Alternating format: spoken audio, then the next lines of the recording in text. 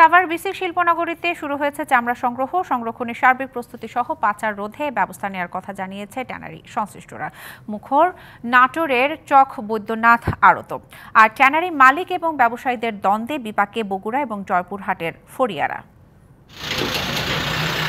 ঈদের দিন বিকেল থেকে ঢাকাসহ আশেপাশের কাঁচা চামড়া আসে সাভারের চামড়া শিল্পনগরীতে।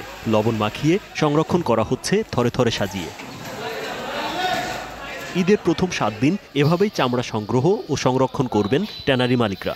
পথে আমাদের একটু সমস্যা হয়েছিল আমিন বাজারে, ওখানে কিছু লোক আমাদের আটকাইছে চামড়া এখানে বিক্রি করতে হবে। চালান সহ দেখাইলাম না, কথা আমাদেরকে দেন 1000 টাকা দেন, এটা আমরা এজারা নিচ্ছি। চামড়া পাচার রোধে কঠোর ব্যবস্থা নেওয়ার কথা জানালেন বিসিক চেয়ারম্যান। স্বরাষ্ট্র মন্ত্রণালয়ের জননিরাপত্তা বিভাগ থেকে নির্দেশনা দেওয়া হয়েছে যাতে কোনোভাবেই কোনো চামড়া পাচার না হতে পারে, এবং সেটি নিশ্চিত করার জন্য সার্বক্ষণিক বিজিবি সহ মনিটরিং টিম কাজ করছে।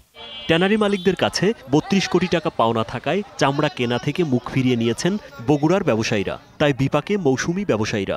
না, আমরা কিনে কাক দিব, আমরা যদি 200 মাল কিনি মহাজন কবি বাকি কোটি কোটি টাকা ঢাকা আলাদা থেকে পাবো আমরা। এই যে বড় বড় ব্যবসায়ী ট্যানারির আলাদা টাকা আটকে রাখছে, মানুষের টাকাগুলো দিচ্ছে না, আমাদের বগুড়ার ব্যবসায়ীদের একবার মেরে ফেলছে।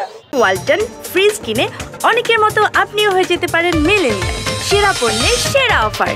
আর চামড়ার বাজারে ধস নেমেছে জয়পুরহাটে। জেলার বাজারগুলোতে বিক্রি করতে হচ্ছে বিগত বছরের চেয়েও কম দামে। বিক্রি না হয় মাটিতে পড়ে আছে পশুর চামড়া। গরুর চামড়া কিনা আছে আমার 550 টাকা, দাম বলতেছে আমাকে 350 টাকা, গাড়ি ভাড়া দিতে হবে আমাকে 300 টাকা।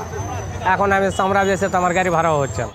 ট্যানারি মালিকদের কাছে বকেয়া টাকা না পেয়ে বিপাকের কথা জানালেন ব্যবসায়ী নেতারা।